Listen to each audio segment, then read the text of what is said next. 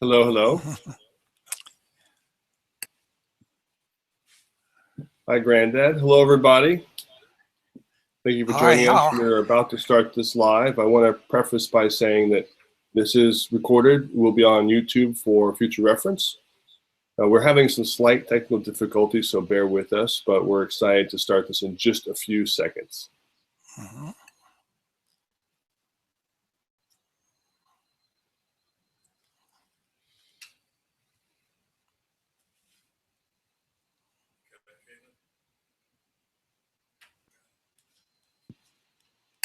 Okay, I think we're going to go ahead and get started here. So first I'll say a big reminder, this is recorded live. It's going to be posted on YouTube after we're finished with our interview with First Sergeant Albert Curley. We're going to have this up for quite a while, and we hope that this is going to be the first of many. So first I want to say hello, First Sergeant Albert Curley. Thank you for taking your time out of your day today to join us online. And from your location there in the Geary County Convention and Visitors Bureau, which is a division of the Junction City Area Chamber of Commerce. I want to share a bit of your history with the audience before we get started with our conversation, if you don't mind. No, don't mind. Thanks, sir. So First Sergeant Albert Curley retired, dedicated 28 years of his life to serving the military in his country. He served in Italy and Japan, 2 tours in Germany, Korea, and Vietnam. But his story actually starts at Fort Riley, Kansas in 1940. While serving in the 371st in Italy in the Italian campaign during World War II as a rifleman in the 92nd Infantry Division, First Sergeant Albert Curley participated in attacks against the enemy. He took action in cleaning out machine gun nests, heavy artillery. And during one such attack on a machine gun nest, he was wounded in action and received a Purple Heart and a Bronze Star with a V for his action. Both were awarded in 1944. And this was just the start of his military career. First Sergeant Albert Curley was also spending time in Japan, Korea, Vietnam, Germany, and several military bases here in the US. It's actually very incredible. So thank you again for joining us. We're absolutely honored to have you here. I'd like to start off by asking you how you came to be in the US Army. How did you get to be a member of the group you spent the next 28 years of your life with? It was 3 of us, 6 of us. School was out in Helena, Arkansas, and we went looking for jobs, and they was paying 50 cents a day to work. So we passed by the recruiter's office. So we say, well, we're going to go in to the recruiting office and just make a conversation. So we went into the recruiting office and talked to the sergeant, and it was 6 of us. So he talked us into re-enlisting in the Army. So we enlisted 6 of us, and we went to Fort Leavenworth. They took us by bus to Fort Leavenworth. For Fort Leavenworth, the 10th Cavalry, Horse Cavalry, was stationed in Leavenworth. So they was filled up. So they sent us to Fort Riley. So that's how we got to Fort Riley. So this was in 1940, and Fort Riley, with the 9th Cavalry, was at Fort Riley, and they invited us, the 6 of us, in, and we re-enlisted at Fort Riley in the 9th Cavalry, Troop A of the 9th Cavalry. Now, you mentioned in there Fort Leavenworth, and the audience may not be familiar with this, but you are a Buffalo Soldier, and defined by the dictionary, a Buffalo Soldier is all Black members of the U.S. 10th Cavalry Regiment of the United States Army, formed in September 21st, 1866 in Fort Leavenworth, Kansas.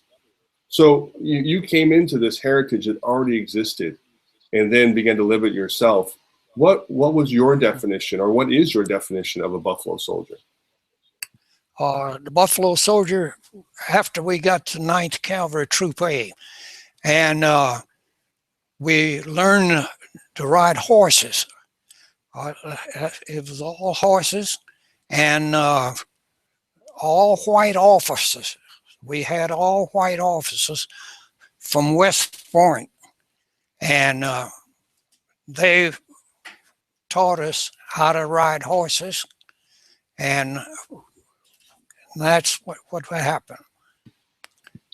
You know, when you hear that, when you hear cavalry and you hear riding horses as you joined the U.S. Army, clearly your training was profoundly different than the training it is now in the U.S. Army. That's true. It was the year 1940 where we re-enlisted. 6 of us re-enlisted to Fort Riley in the cavalry. And now, in that training, what was you know, you had your own horse, so all right, that's true. What was that like? What was it like to have that difference between that training and now? The different then and training today is altogether different. You have infantry training now, and you mount it in vehicles and so forth. And then we rode horses in 1800s. You know, in the 1800s, they started with all white officers in 1900. And then the war broke out, and we re-enlisted in 1940. Now, you know, you're talking about vehicles and machinery and the current U.S. Army, and then we go back to saying cavalry and horses, and you say you did learn to ride horseback. You know, if I'm correct, you were also trained to actually fire weapons.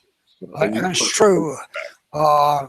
We had .03 rifles, and we learned to fire the .03 because the M1 come out later. And we had 45. Each one of us learned the 45 automatic. So, and then the war broke out, and they disbanded the 9th Cavalry, and I went to the 92nd Infantry Division, and the war broke out, and the Infantry Division, that's how I got into infantry. So we went to Italy, and we fought in Italy. Now, when you left and you moved to travel across the ocean to go fight in Italy, and being a Buffalo Soldier in an all-black segregated unit with white officers, as you mentioned, in this time when you were there, segregation wasn't just a word you used; it literally was the law. So the challenges must have been incredible. What elements of the segregation that you had, that you felt that you have to push past to really be there and maintain your belief with the U.S. Army? We was treated excellent and trained excellent. And because the West Point officers, all of them was from West Point. And they was trained, and then we was trained. And then after the war broke out and went to Italy, we was trained, have to be retrained. I was in the 92nd Infantry Division, 371st Infantry Regiment, and we went to Italy, and we fought in Italy. Now, the 92nd 371st has quite a bit of incredible history behind it. Saw some hard combat and had many men in there were heroes and won some incredible awards and did some incredible things. Yet during that time, this was still a segregated group fighting for a segregated country.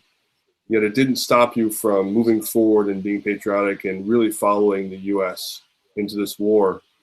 As you came back from spending time overseas, did you notice a difference? Or while you were in Italy, what was the response from the locals who were being liberated by the U.S. forces?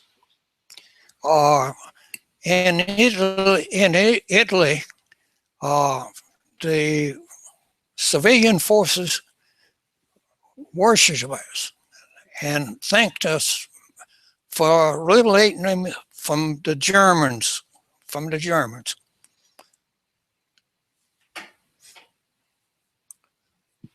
Now, when you were talking to the Italians and you came back to the U.S., was that transition the same, where there's still quite the positive response when you returned back to the U.S., or was there already a shift in the way the Army was being handled when it came to white officers? It was different when we come back, and we was separated at Fort Riley. We come back to Fort Riley, and the buildings are still at Fort Riley, right across from the guardhouse. That's where we were stationed, and we was treated wonderful by the white officers. So I think, as you've seen this transformation of the Army over the years, and I know that you still speak with many young men and women who are beginning their military career. You've had the honor of speaking with military greats, including Colin Powell and others as well, who you know personally. When you meet the young people who are joining or new in the military, what is the number one thing you tell them with all the experience you have? What is the big thing that you really want them to be aware of? To learn everything that you can, and you should, and you was treated, the white officers treated you with respect, and they trained you to be good soldiers. Now, I know we have your son, Albert Curley II, is also there with you. And I know he's flown in especially from Maryland to be present for this hangout with you as well. And you guys have been talking. As we move forward this and ask these questions, and hopefully this again will be the first of many. I know myself as your grandson, and we were able to come out and shoot some video of you. It was very interesting and so to hear some of the tales you had to tell of your history and experience. And there was quite a bit that wasn't just on the front. It was also about your personal life and what you came back to in the U.S. And I think that we'd like to explore that possibly in the next hangout. But we want to give you some time back, and I want to say thank you, First Sergeant Albert Curley. This has been absolutely amazing, inspirational conversation with you. Our sincere thanks to your service. We want to thank you for taking the time out of your day to speak candidly with us on this live broadcast. So we're going to wrap it up. We want to be sensitive to, I know this is traveled for this. We would like to know, is there any last words you'd like to say before we wrap out this conversation? I would like to thank my grandson for this interview, and I hope that I lived up to your expectation. And I thank you for being my grandson. Thank you. No problem, Granddad. I don't know what I can do, but thank you. I also want to thank the Geary County Convention and Visitors Bureau, a division of the Junction City Area Chamber of Commerce. In particular, Caitlin, thank you. You've been incredible for your work to make this possible from the technical side. And of course, Connie Hall for providing us with the wonderful space you see First Sergeant Curley in right now, taking this interview in. Without the both of you, this interview would not have been possible. And thank you for those of you who joined in or are going to watch this video. Our goal here really is to share living history with you, and we hope to make this conversation repeatable. We really hope to have First Sergeant Albert Curley come back and chat with us again. Really, if you want to hear more about his stories and see more about him, he is on Facebook. Granddad is on Facebook, information there, and jump on his page to see more information. There's pictures current, there's historical pictures back during World War II, and other information there. So thank you again, First Sergeant Albert Curley. You're an inspiration. Proud to call you my grandson. Thank you. Yep. And we'll wrap up. Good day, all. Thank you, Granddad. Take care. Okay.